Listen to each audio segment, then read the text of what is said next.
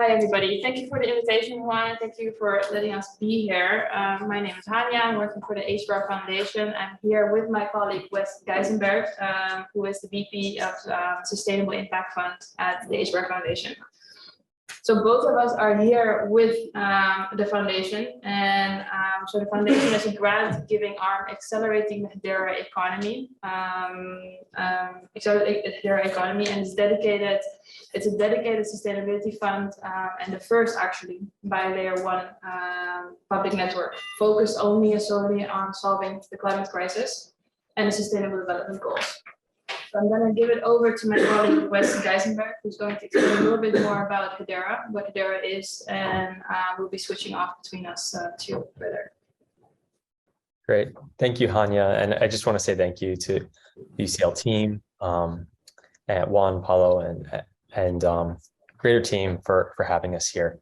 And Hania, if you could go to the next slide, I'd love to talk a little more about Hedera and our ecosystem, but as a quick introduction for those who don't know Hedera, Hedera is an enterprise public network that is governed by the Hedera Governing Council, a group of organizations that are made up of Fortune 500s and blue chip institutions across industries and geographies that are working together to govern a public network called Hedera Hashgraph. And Hedera ultimately enables anyone to build, work together to achieve a group of shared worlds. And these shared worlds are oftentimes made up of applications that talk to different applications that use these services on a public network, not just smart contract services, Hania, if you could go to the next slide, but a variety of different services that need to meet requirements for mainstream adoption of public DLTs. And a lot of times these institutions have joined Hedera because they see the promise of this technology to both deal with enterprise scalability and performance requirements, but also security and the necessary stability and governance to achieve public network outcomes that anyone can build on, can trust, and ultimately lead to better sustainability of public networks. And Honey, if you can go to the next slide. This has led to a series of services with three main services that folks use when building on Hedera. They can achieve both programmable outcomes, which you would expect from smart contracts, but also native tokenization, where we can have a public balance sheet for different assets, whether it's a stable coin, like we were just talking about, something like a carbon credit or a carbon forward, a green bond, or any other type of digital environmental asset, which oftentimes Hania, myself, or the members of our team are working on with members of our community and other institutions, whether it's a global bank or an individual entrepreneur who's looking to work in regenerative finance. But also, if you think about an individual carbon credit, carbon credits oftentimes require audit trails. Those audit trails need to go through a process of digital measurement, reporting, and verification.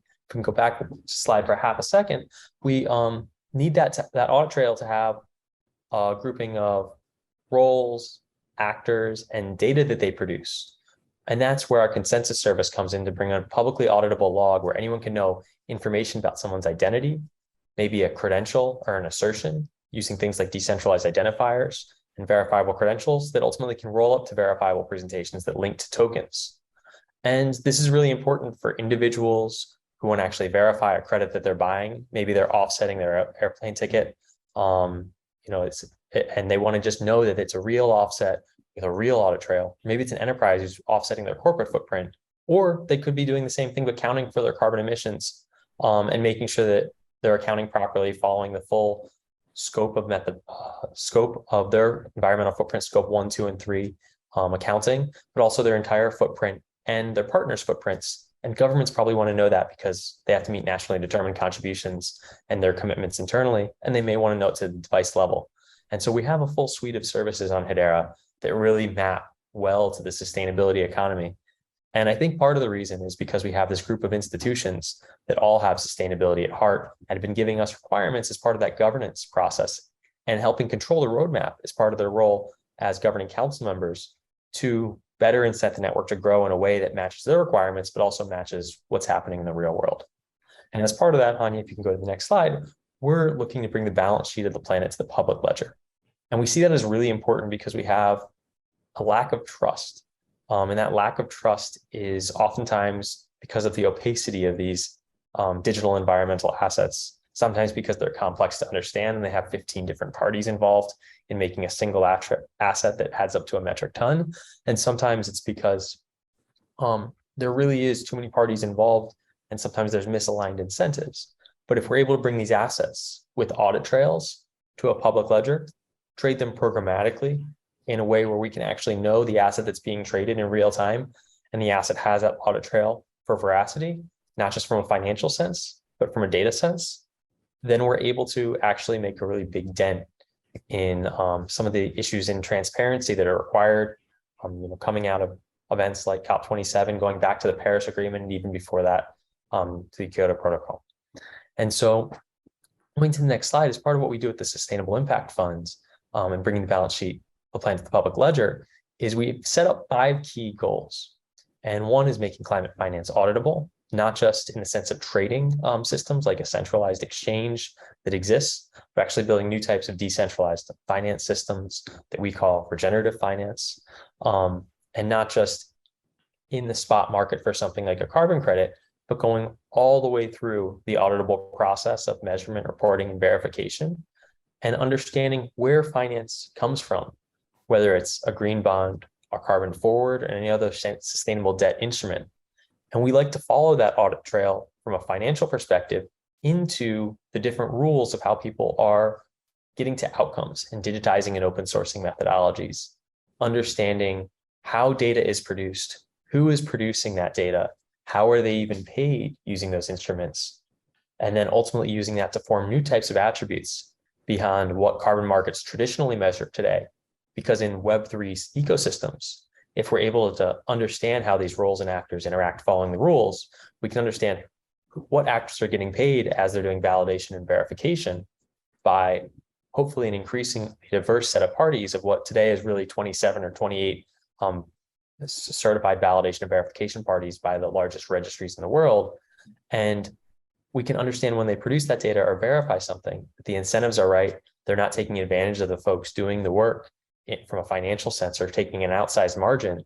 And we can actually discover prices of trades as they go through the process, the quality of the data, the depth of the data. Maybe it's coming from a sensor in the future rather than oftentimes a manually attested data point today.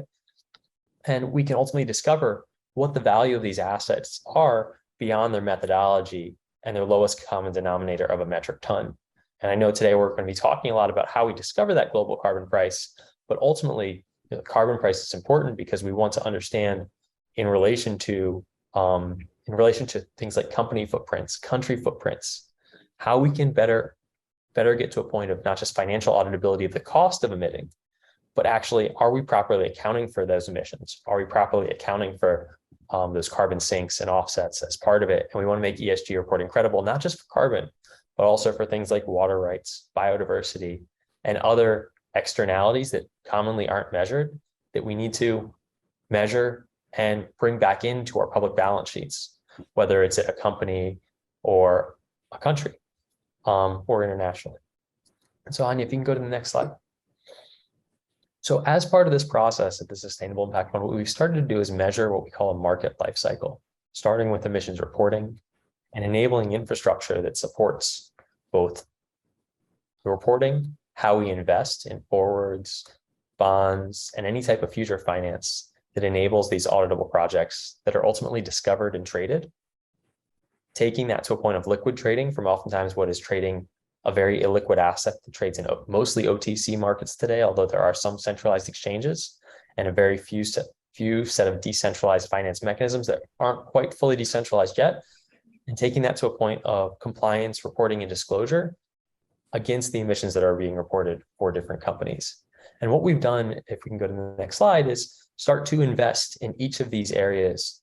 And so we've gone ahead and we've invested in open source platforms that enable project funding. We actually recently at COP27 announced new concepts that are backed up by the UNFCCC around carbon forward attached green bonds as a mechanism for greater returns with a company called Evercity. In the market supply area, we've been working on this area for over 2 years now. We built an open source tool that, I'm very happy to say has created the most digital and open source methodologies in the world called the Guardian.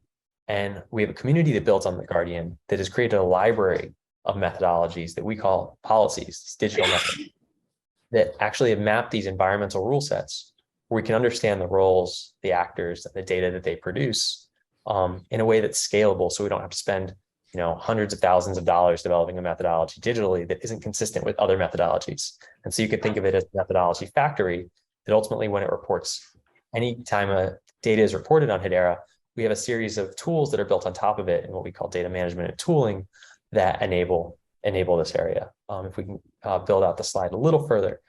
And as part of that, people can build things like indexes, third-party data sources, they plug into the Guardian, decentralized oracles, and ultimately build out a library that's interactive, human understandable, that leads to better trading systems. And the trading systems that can read all this information, that's contextual, that's tied back to the rule sets and tied back to finance, is what we're really excited about. We know some of those will be centralized trading systems as they continue, but some of them will be these things called automated regression market makers from our purview. And it's something that we've been researching for the last couple of years in partnership with a company called Block Science. And now I've gone from a stage where we presented at this conference last year around this concept of challenging the theory of fungibility, that everything has to be fungible to be tradable, to saying, well, there are possibilities to take semi-fungible and non-fungible assets, bring liquidity into the markets, understand more in a way like Zillow searches for a house and understanding 50 to 100 plus different attributes, where somebody may look at that and make a buying decision, but instead of buying one house or like a car on cars.com, one car, you could actually buy hundreds of thousands of metric tons of an asset, understand many different attributes beyond that, including other benefits that may lead to, whether it's from not just a carbon perspective, but a biodiversity perspective, and ultimately understand that in the context of not just my emissions footprints, which is what would drive market demand across scope 1, 2, and 3, but also my other liabilities as a company or a country, whether it's my water consumption or any other biodiversity losses that I may be causing or damaging as part of my footprint, or maybe even something I pulled from, say I'm a pharmaceutical company where I'm actually leveraging biodiversity benefits from another country. And I want to make sure that I'm actually contributing back to those habitats and ecosystems because I have a footprint there. And ultimately, I can bring that into reporting where I know my balance sheet of my liabilities. I can know my balance sheet of ways that I have actually invested money, whether it's in a credit of some form or in a net new project that is creating an outcome that is measurable, such as a metric ton of carbon captured. And I can report that on my balance sheet using all open source infrastructure, all in the public network, if we can go to the next slide.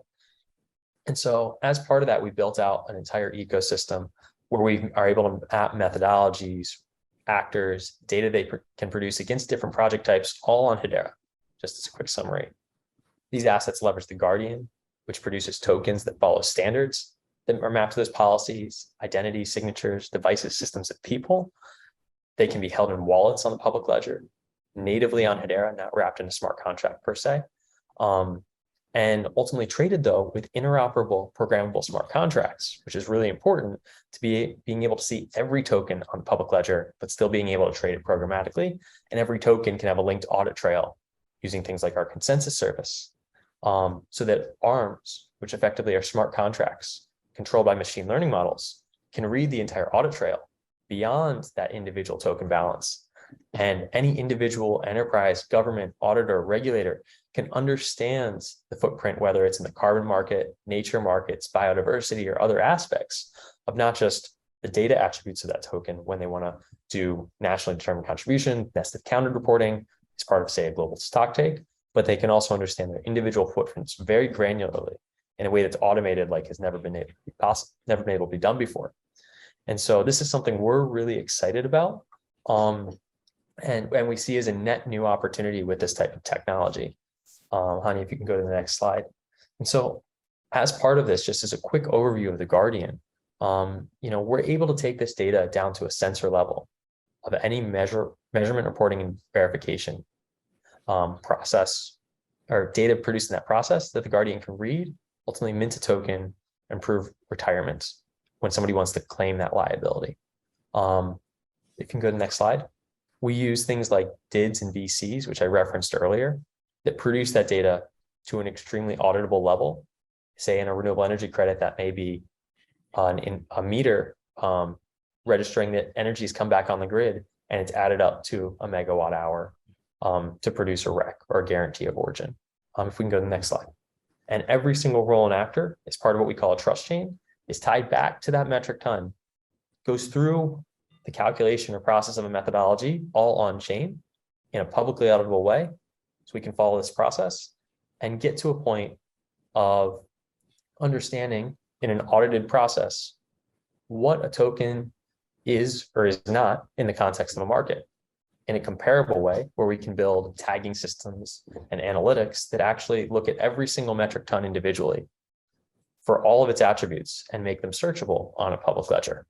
And this searchability with veracity, not just reading of a database of what somebody may have said and it's 16 different systems removed from the actual native source of that data, or potentially manipulated and averaged and or taking an estimate from, we can actually look at the market and say, this is valuable in the context of everything else at this price. And we don't have somebody doing a carbon roadshow saying, oh, this credit's better than that credit. And we're just comparing methodologies and metric tons without the actual data behind it. So Hanya, if you can go to the next slide. And with that, just to give a granular example, we've mostly talked about the offset side of the market here, or how we produce an environmental asset. But if someone's measuring a metric ton of emissions in their supply chain, which is often how this process starts, they want to show all the roles and actors of how they're emitting, which is where they get their liabilities in a fully digitally traceable manner to a sensor level. You can do that with the Guardian. You can produce things like carbon emissions tokens. And if you want to display all of that, you of course can say, well, here's where all my liabilities are on planet Earth. Say you're a large multinational company, that may be very important because you may have scope 1, 2, and 3 emissions in many countries across many companies that you're related to, but also companies that you may own. And if you want to make them discoverable, you can ultimately build a much more complex strategy if you had all this data. And it would be possible to do at the tips of your fingers rather than through a multi-million-dollar data gathering process. And oftentimes, it's not stated enough that we only use offsets as a measure of last resort where you can't otherwise mitigate or reduce your footprint. And that's where the Guardian comes in. That's where our investments in data management tools like Air Explorers and Mirrors we've invested in. But ultimately, where you can't mitigate or reduce any further, that's where ARMs come in. And that's where discovering a global carbon price becomes really important. Because if we can very efficiently find all of these assets on a public ledger that are unique to the metric ton or unique to their unit of value, because sometimes metric tons are just one denomination. It could be a megaliter if you're buying, if you're looking at your water liabilities in Australia.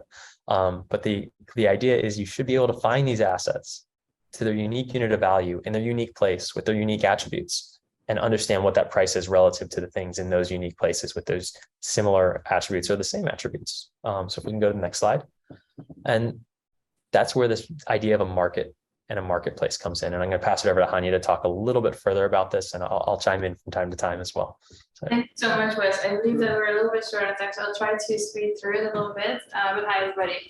So I'm going to provide a little bit of context on how we're going to be discovering global carbon price and how the ARM is actually helping into this. In order to do this, I want to provide you a little bit of context regarding our partnership with Block Science and how we got actually towards building the ARM. So in essence, we wanted to change the way that we trade in our economy, having all the attributes fully discoverable, as was mentioned before, and understand exactly why success happens for some and failure happens for others. So we want to look at these attributes and have them settled within the system. So the relationship between Block Science and Hedera developed on two opportunities, which is obviously building upon the Hedera economy. And secondly, most important, very important as well, is building and enabling an economy of sustainability, which we currently do not fully have. So the development of the ARM kicked off to solve the carbon market liquidity and price discovery issue. So we looked at what is considered to be fungible, to be non-fungible, and what is in between, which we're calling semi-fungible. So as you currently see, we would consider what is fungible would be a fiat currency. But actually, if you look at fiat currency, it is non-fungible because there is a code on it. And we decided that it's going to be fungible. We traded it and we decided $1 equals $1. So in the time that we have resting together today, we're going to be covering on what the ARM is, fungibility in its different forms, and discovering how we're actually discovering a global carbon price with a marketplace that is auditable, data discoverable, and liquid. So when we look at auditability and we're binding this back to carbon credits, within the carbon credit market, we need to find a way to trade things as they are actually, so the value of an actual carbon credit with all its different attributes, and not just trading them on the way that we want them to be. So currently we didn't have the full tools in order to understand all of the attributes and the value that is associated with it. So what are the attributes that are usually that carbon credits typically trade with? Those are obviously the baseline registration, which is additionality of each single attribute, leakage, meaning to say that the impact that it has and how long this impact has. So we're looking at having this leakage, there's a permanence, so the permanence of the project, and then the leakage. So we're looking at how a carbon credit can be considered equal with the additional co-benefits, meaning if a carbon credit has all of these baseline registration, plus let's say the co-benefits, community benefits, biodiversity and ecosystem services benefits, and having these discoverable within let's say the markets. So we really need to finish up. So yeah, basically, if you can wrap up, that would be great. Okay, so in order to understand the ARM, I think that what I want to cover is looking at what the ARM actually is. So the ARM, what it does, it keeps trades on being made and look specific at these trades. So the ARM is a smart contract controlled by a machine learning model. It's constantly using information in order to tune it basically and to understand all of these different attributes that a carbon credit has. So what we do within the ARM is allow the liquidity on areas which were not liquid before. So when we think about biodiversity value, when we think about community value, it is not really a liquid value. So the ARM provides the availability actually of trading, let's say a carbon credit, each carbon credit which had all of these different co-benefits added towards it, but it's traded equally to your carbon credit which has, let's say, no co-benefits towards it. So now we're creating that equality and liquidity between the two. Thank you so much. Right. Thank you very much to our speakers. All right, so do we have any questions for Hania and Wes? Yes, Tommaso. So how do you think, I mean, the carbon credit market exists? Sorry?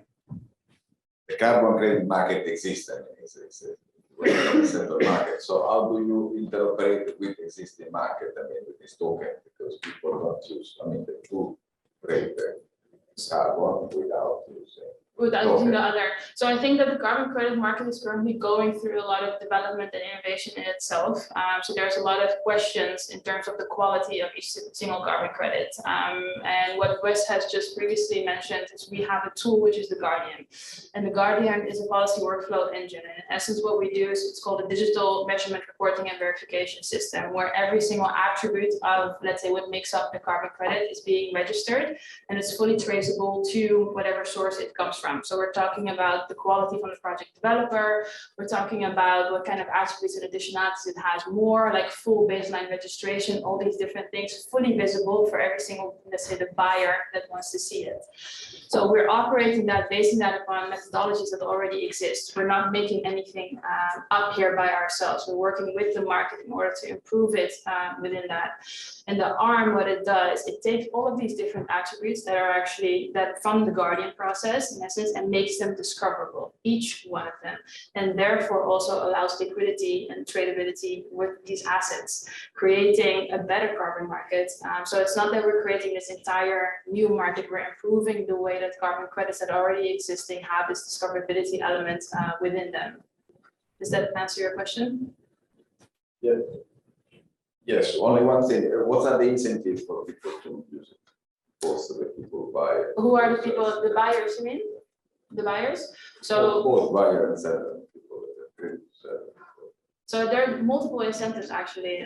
Number one, it's for, let's say, the sellers, which would be potentially the project developers. The project developers, if they're looking to use the Guardian, it makes the process much smoother for them because it's very costly to develop the entire project, have all of these registration and data allowed towards it. The Guardian improves that process, it increases trust within the entire process. Especially when you're working in environments which are not directly yours, and it might be non-trusted environments, so you can use these kind of methodologies for that. For the buyers, you have a full end-to-end traceability to the asset that you're buying. So in terms of de-risking the asset, it's huge benefits. Any other questions? Thank you for that, Hania. Or well, actually, since I don't see any questions, I'm going to briefly extend that last question a bit, because I think that how I interpreted that question was when you showed that slide. I think maybe if we could go back a few slides, there was a slide with the whole thing it was a white background. And further, I think. Yes, past it. There, this one. In this slide, there's this green box here that says markets. Now that's a funny thing to put in a little green box. It seems like this is actually a really significant part of this story, right? So who are markets? Are these asset managers? Are these the issuers of ESG funds? Are these, some kinds of investment funds or advisors? I think part of the motivation for the question about what the incentives are is who's going to push, who's going to provide the channel for getting money into these businesses that otherwise would not be in there to make it so that the businesses actually want to make this happen. So what is in the green box? So Wes, what's in the green box? Yeah, and maybe we could jump to that very last slide with to help explain this, because I think that would be helpful. As part of if the one after liquidity. Yep. So as part of the market, the ARM is an agent-based system. So an agent can control a smart contract. And if we go one more slide beyond this, what effectively you can do is you can have actually many smart contracts in the future that are interacting with multiple other smart contracts. And each of them has their own machine learning model. So just like we have algorithmic trading, we have different machine learning models that will price different credits or the same credit at different prices. And so right now, if you're on an exchange, there is a single price. But in this case, what the ARM, and actually many ARMs, the market makers, are determining what they value that individual credit's price at based on their data and their machine learning model and all the different signals that they can read. And what the ARM is doing is giving price guidance to avoid the exchange friction issue. For today, where a market, there's either a single exchange, a few very large exchanges, and they're small in the context of the total market, extremely small in the context of the total market, where most of the market is done, behind closed doors or over the counter. But effectively what you're giving buyers, big incentive is buyers can say, I can see every asset on the ledger. I can see what the different arms are valuing these assets at because it's a smart contract that's offering you a price. Just like in DeFi, you would have a price that's offered to you. You would know that price. You'd be able to see other prices. We don't know how it works technically, but what is but why do they care? Because today, if they're going to buy this asset over the counter, it's going to take a long amount of time to evaluate 5 assets. And in this model, you can evaluate 5,000 assets and get a much better price. So the prices will be with less friction. They will be cheaper. There'll be less due diligence to actually buy the asset, in the sense of I don't have to spend time going site to site to site, source to source to source to evaluate something's happening halfway around the world, oftentimes from where I'm buying a project. And so the combination of the data automation and the data availability of the Guardian, which is how the ARM reads the data and how a user would read the data, makes it much easier to go buy assets at scale. And instead of buying from 1 or 2 projects, which is very common, or say where Microsoft spent a significant amount of resources to buy maybe 50 projects, the average buyer can now buy 50 projects without spending a significant amount of resources. And so that buyer can come in and say, make an informed decision with an informed price, understand multiple markets, and have an e-commerce type experience in a world where e-commerce doesn't exist, in a world where that automation doesn't exist. And so a single person or a group of a very small group of people can make an extremely informed decision in a market where it's completely asymmetric information. And it would be like you going to a car dealership and only being able to negotiate with a used car salesman rather than having cars.com and five other different websites plus Kelley Blue Book and saying, well, now I know exactly what the price should be and I can't get ripped off. So it's a data aggregator. I would say for an individual, it may be considered a data aggregator, but in a very decentralized way.